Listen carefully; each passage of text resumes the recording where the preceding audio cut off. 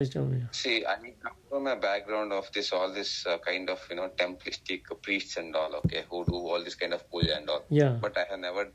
But they say that they have they utter some mantras and all and do this consecration, okay. Yeah.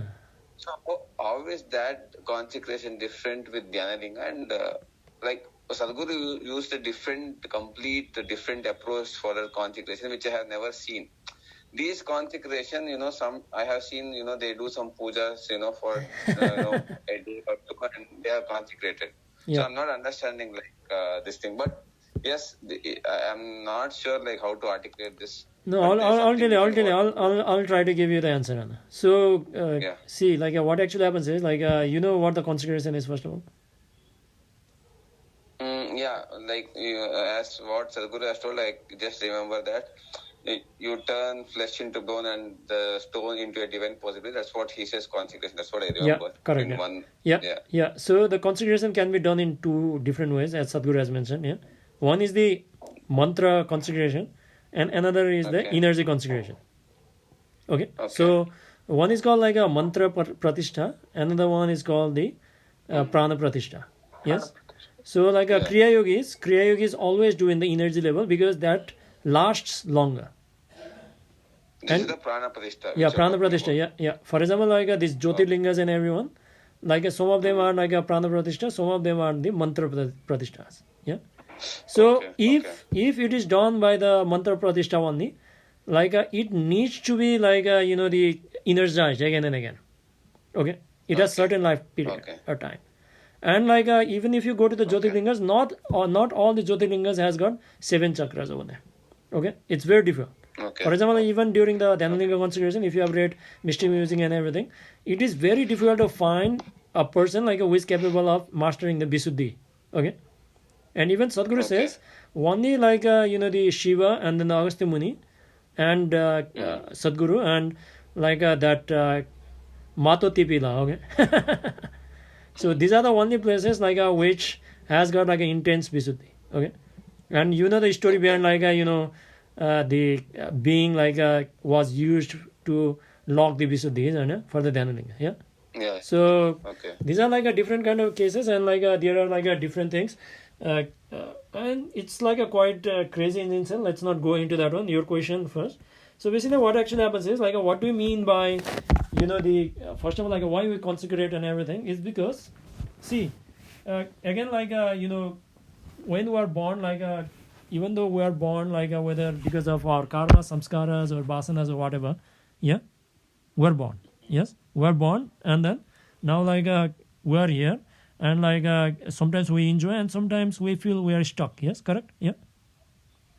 Now why we feel stuck and everything because we have got all because of all these karmas there is a friction in our system. Okay. For example, your body has certain kind of pain or it has got some genetic disorder or certain kind of issues or all this kind of stuff is happening over there. But now what is actually happens is the Kriya Yoga and the the consecration or how it actually does is if you see I have actually created the video on the mantras. Have you watched that video?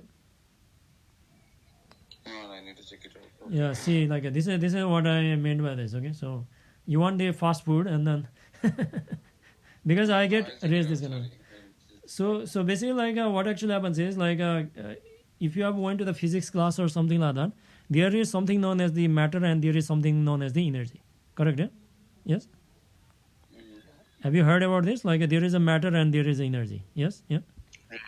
And you must have heard about this Einstein equation also a matter and energy equation. Yeah, equal to mc square. Yeah. Yes. Yeah. So basically what actually happens is if there is a pure energy, that's different aspect, and if there is a pure matter, there's a different aspect. Yes. But there is something which actually has got both the form as well as the vibration, because when you talk about the energy is a certain kind of vibration. Makes sense? Yes. And when you talk about the form is basically what? It's a matter, isn't it? Yes. Yeah. So a mantra or the sound, mantra is nothing but a sound. So a sound is basically is both. It has a form and it is also energy because it's a vibration, certain kind of vibration. Okay. And when people actually meditated and everything, they found out these like energy centers in their body, which were actually reverberating with certain sounds. Makes sense? Huh? Certain kind of vibration pitch. Makes sense? Huh? So if you utter certain kind of sound, if you watch that video like which I created, that is going to answer everything. So if you utter certain kind of sound, that is going to activate a certain part of the energy junction. Okay, which is known as the chakras and everything. Okay. Yeah. So basically like I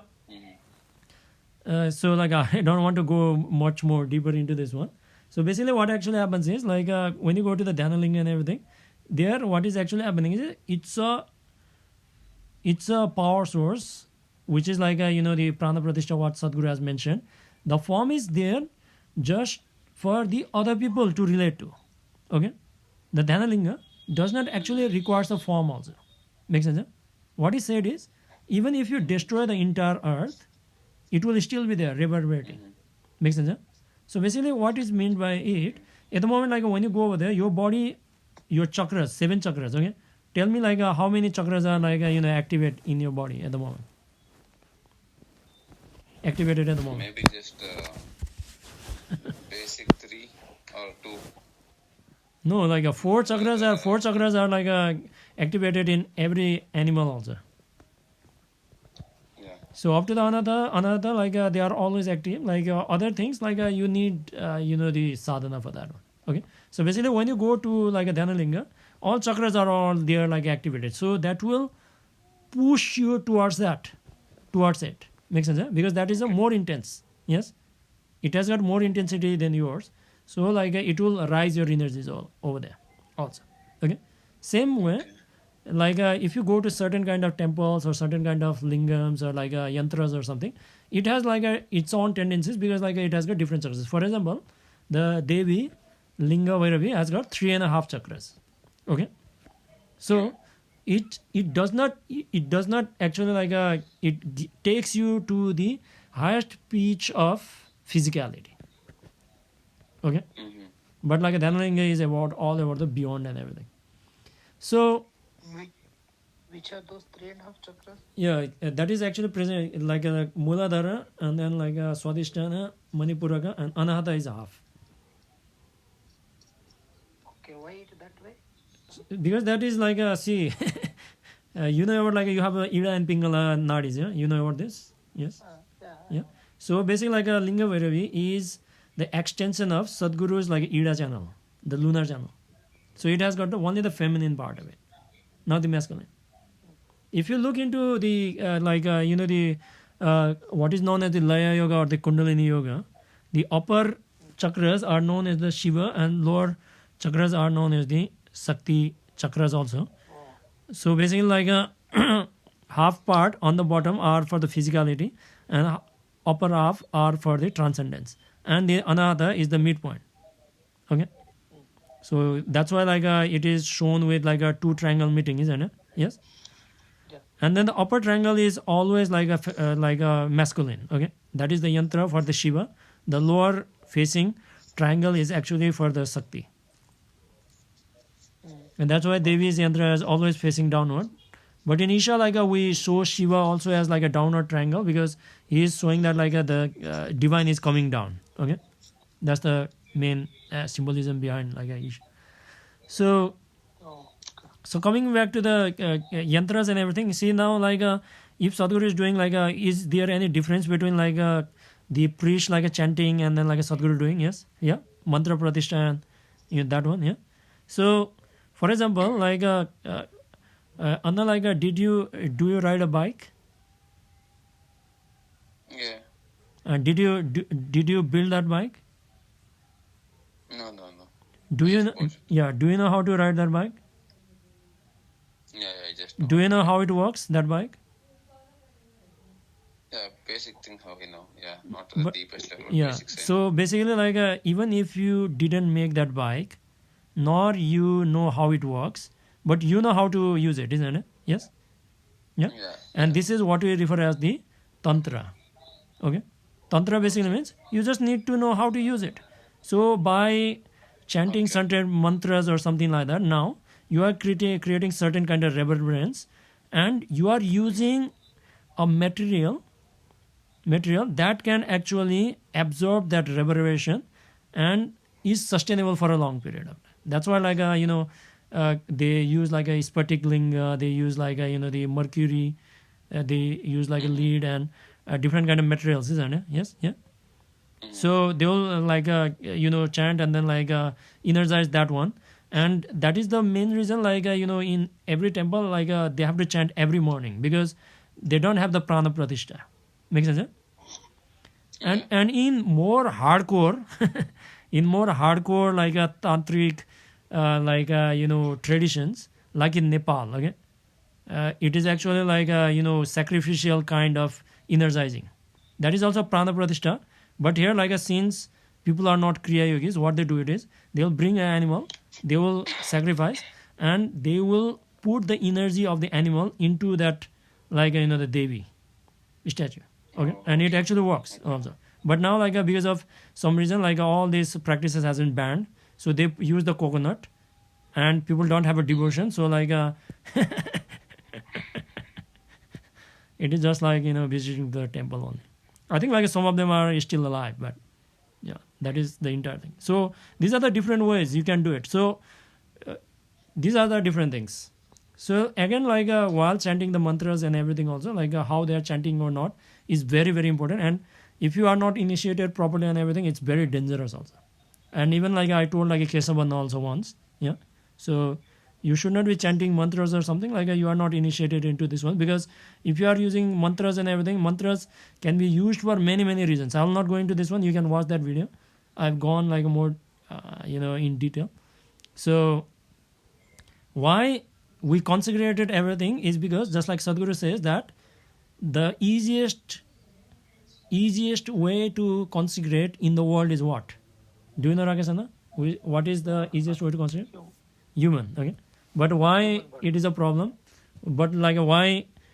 Because it doesn't last long. No, it lasts long. But a human changes his mind every moment. Yeah. He's not stable now. Yeah.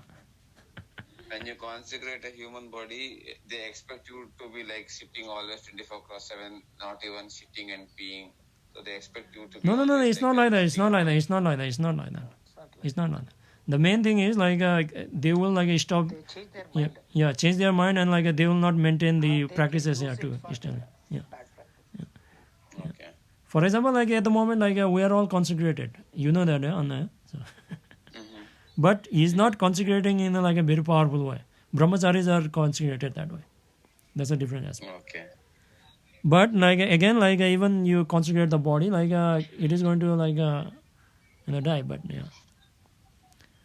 I think that answered, isn't it? But that works, Anna. So there are many risks associated with that one. If you are not initiated to these things, you should not be practicing. Because I met one Anna in the Facebook group, he was volunteering at the ashram also. So he called me and then he said that I was chanting some Buddhist Vajrayana, Tibetan Buddhism mantra chanting and he experienced something, and then now anything he chant he feels he is going to explode in a painful way, again not in a ecstatic way. Ecstatic way would be better. So it's very dangerous. If you overdo it and in a wrong way, then if you become your own doctor, then it's going to be a big problem. Okay? So it's very dangerous. Yeah. So precaution is required for all these spiritual practices. It's very dangerous because you are playing with your life energies. If you are playing with karma, like a kriya yoga, so what Sadhguru was saying. Okay. So, Anna, so what I'm doing these days, as after you said, Mhm. I just put on that.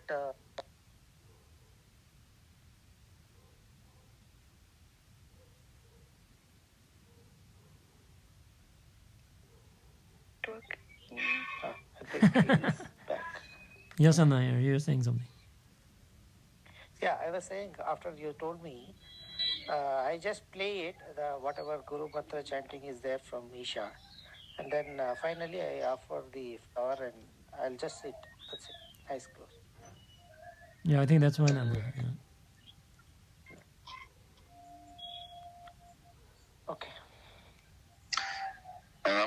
you told that in Nepal and all they used to offer Yeah. animals they chop and they Yeah. that energy. Yeah. Some it's not against the creation itself that we are taking off because I used to see that Anna, do you eat food? yeah. That's also the That is already killing. but still this is life now. This is it No, was everything is life. What he's saying is one life is converted, transformed into another life.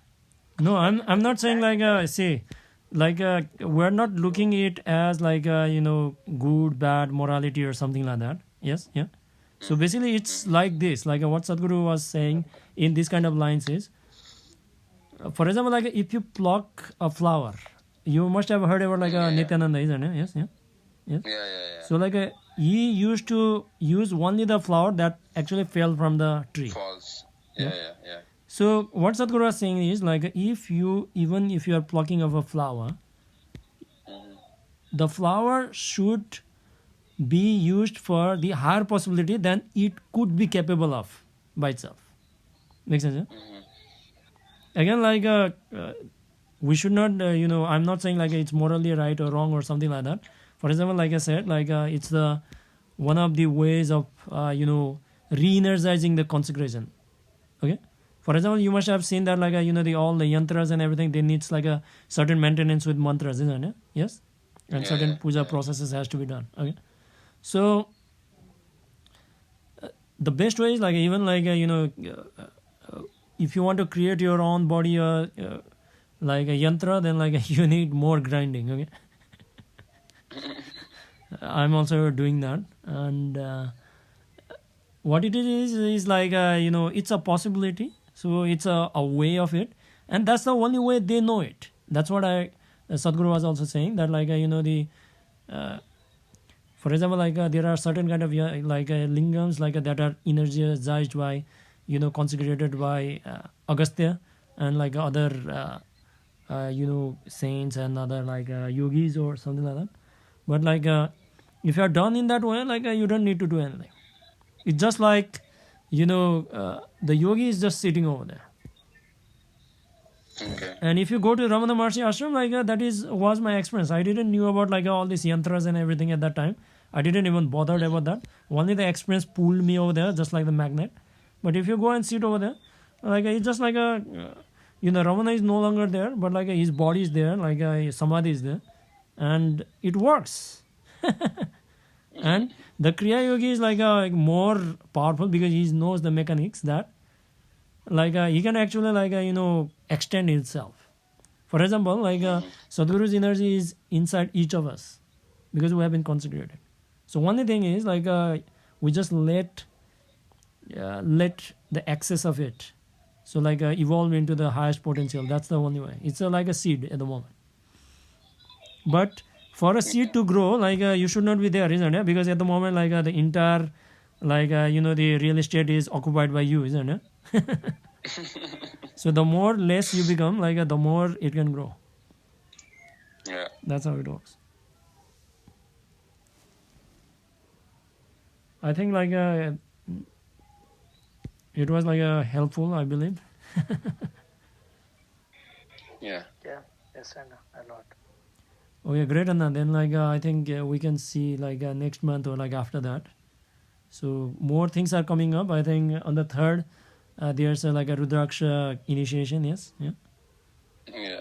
So people like who think that like they don't have enough sadhana, they can get initiated again. I've already too much. Like I've not done like a Shivanga sadhana also. I cannot do that. Like too many sadhanas already.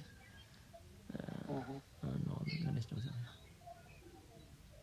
And it's not necessary for you to do all that sadhana. The only thing is like if you're blissful and then like if the only thing is like you need to be fulfilled with your life.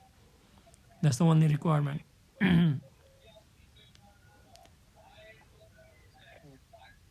Okay then, Anna Janakas, I think like let's wrap up Thank now. you, Anna.